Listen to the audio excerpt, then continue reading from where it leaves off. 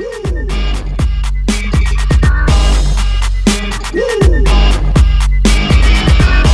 into the spotlight.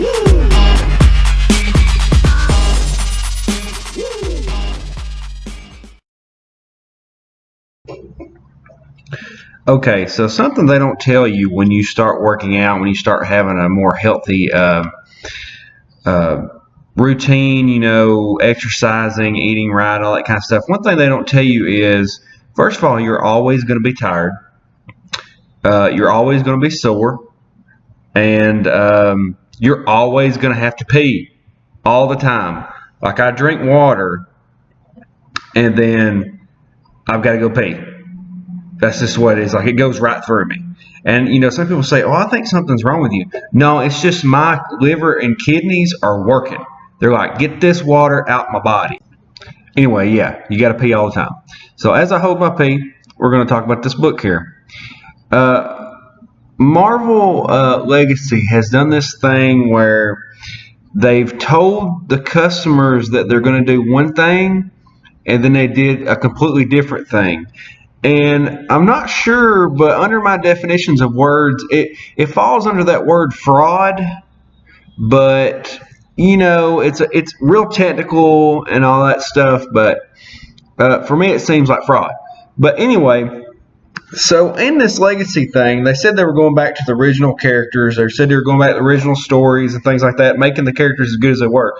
And out of the 90 plus books that they produce, 5 of them are good. And that's usually the way it goes. They can't control everything. You're going to have, doggone it, you're going to have those good writers and artists come out and just accidentally make something good. You know, doggone it. But anyway, this book right here has consistently been good. Now, they went back to the original numbering just to mess with all the fans. But it's been a pretty good story. And Iron Fist and Sabretooth have teamed up again. You know, that they've done this before, but they fought each other before. But now they're like teamed up together, and it's a pretty cool dynamic because you got these two characters that are both very physical, but they usually had different stories, and it's really cool to see them teamed up together. It would almost be like, I'm trying to think of another good one, maybe like Wolverine and Moon Knight or something like that. It would be kind of cool. But this is pretty neat. Now, I don't like this cover at all. I don't like this cover at all. And it's mainly just the artist style. If it was done by a different artist, I would probably like it. But anyway, so we're midway through this storyline, but the writer is Ed Brisson. The artist is Mike Perkins, and the color artist is Andy Troy. So let's check this out. So we're like mid-fight right now. You've got Iron Fist, and what's funny is he's teamed up with the Serpents against this new group of enemies. So you've got Constrictor and all these other different people like that. He was fighting them. He was fighting the Serpents, but then these other guys show up. So it's like, you know, oh, well, we got to fight them now. So they're talking here, and his name is Chao Shin, and he showed up with his team and the Rat of 12 Plagues, which is like one of those guys that you do not want to touch you. And then their open dialogue is hilarious because what the female serpent here says, "Constrictor, you turd. This is why you don't screw around on the deal." And I was like, oh no, did she just call him a turd? That's something that I call my cat for knocking the water bowl over. But anyway, it's still kind of funny. But anyway, they're fighting here, and then Chao Shin shows up, and it's like, oh, now we got to fight him. So they all start fighting them. Sabretooth's helping fight, and then Constrictor does something very uncharacteristic. He just bolts. Like, normally he's a pretty good fighter, but he just bolts and leaves everybody sitting there fighting the guys. And you've got Puff Adder, Coach Whip, Asp, Viper, King Cobra, and a couple of these other ones all sitting there fighting. And so then we cut to Constrictor running on his own again. And he gets to the stairwell there, and then Chao Shin has run around and cut him off at the pass. And the rat gets him, and you can't fight the rat because if he touches you, then you get the 12 plagues thing, and it's very painful. But he takes the book from him, runs off, and I was kind of like, that was way too easy. Like, Constrictor is pretty smart. I don't think that would have worked on him. You wouldn't be able to touch him. But so then Sabretooth and Iron Fist run up there and find him. He's laying there. He's like all beat up. And they're like, which didn't really make a whole lot of sense because they find him and he's like got metal all tore up around him like he's been beat up. But all 12 plagues, the rat of 12 plagues had to do was touch him. So that was kind of weird. It's like, did they beat him up after they touched him? I don't understand. Is he in a dumpster? What's going on here? Because they have the generic backgrounds where it's just like red sky. But so he says, looks like someone had a run-in with the rat of 12 plagues. And he says, oh, it hurts. He says, yeah, I've been there. Tell me where the book is. And Sabretooth says, no. He grabs Constrictor and he says, who are you and why are you wearing the Constrictor's get-up? He rips the mask off of him.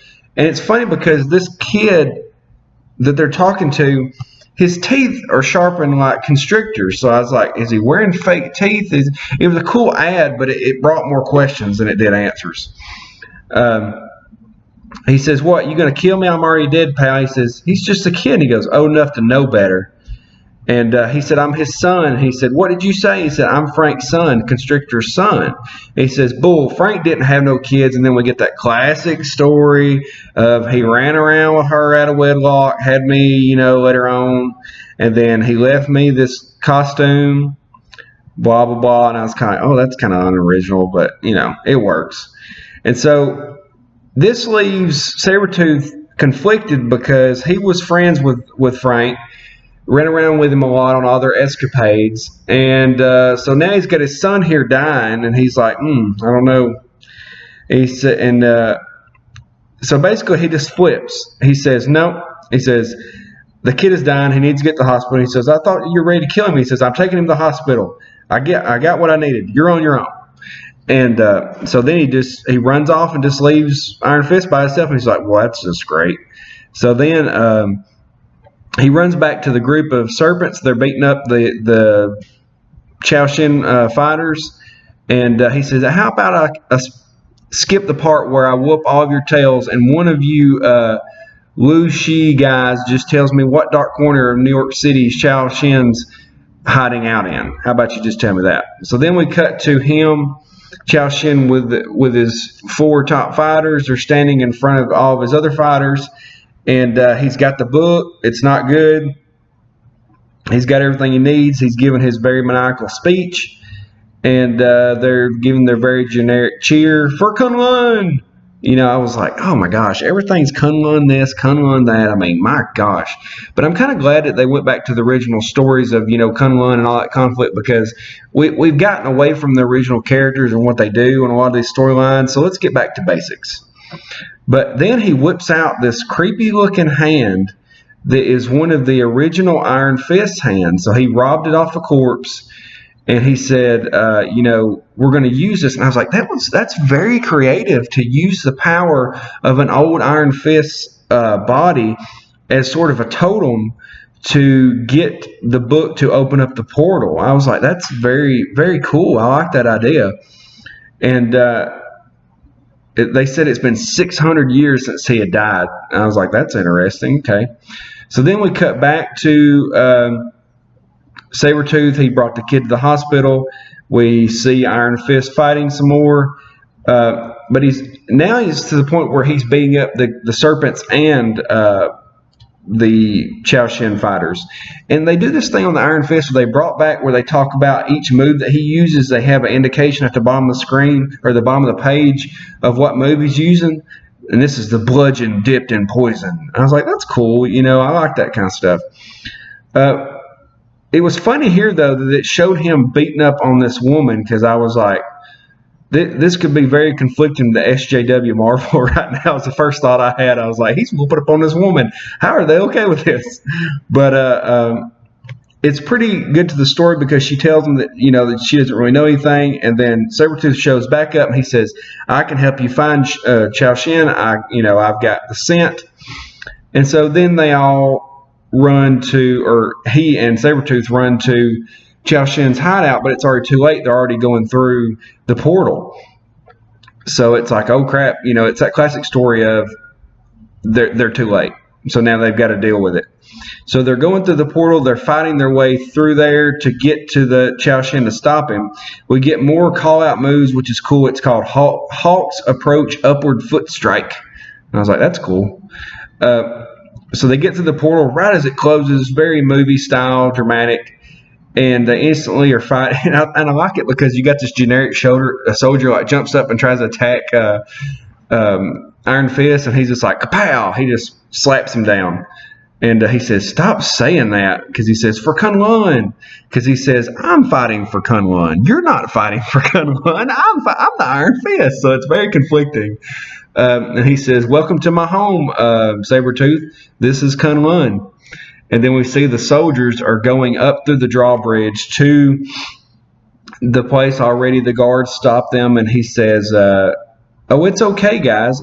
My name is Chao Shen, and I'm here to save you. And then we see the to be continued, and I was like, oh. So it's very neat. We got this conflicting story. We got the next the next issue is going to be cool because we're going to have Iron Fist and Sabretooth fighting against ninjas in Kunlun, which is a cool thing to see. Sabretooth fighting ninjas is awesome. But let's talk about this Chao Shen villain here. It's the classic villain of he actually believes what he's selling. He believes that through his power, through his consumption of power, that the people are going to be better off. And it's like we know, dude, you just want power. You just want power, and you're using this as an excuse. So it's a pretty cool story. I like it. It's a solid comic. You've got the hero being cool. You've got the bad guys fighting against him. The good guys struggling, but he's still whooping tail at the same time. And he's not constantly complaining either. You get a lot of these low T guys and a lot of these comic books now, and it's just like, and then, you got Iron Fist just like, shut up, and slaps the guy down. So, more fighting. I like that. Let's keep this up. What did you guys think about this issue? Have you been reading this series at all? If you haven't been reading the series, I suggest going back and getting number 1. What's sad is I saw some number 1 still at Books A Million, and I was like, wow, people just do not know how good this is. So definitely check it out. It's a good series. I like it. Hit the like button, hit the subscribe button. If you like these videos and you're interested in the comic book that I'm coming out with, I actually am writing a comic book. It's coming along pretty good. I've got a new Patreon alternative that I started called Makers Support. It's in the link there at the bottom. Makers Support is good because they don't crap on the customers as much as Patreon does. I'm trying to get away from Patreon because they've got way too many fees for the customer. They're taking way too much money out of the customer's hands, and I just feel like it's not right. So I'm moving on to a non-liberal SJW Maker Support. They're not that big yet, but they're getting there. So definitely check them out. If you like to support me, definitely get on there and support me through the link. But all right, guys, I'll talk to you later. Underground Geek out.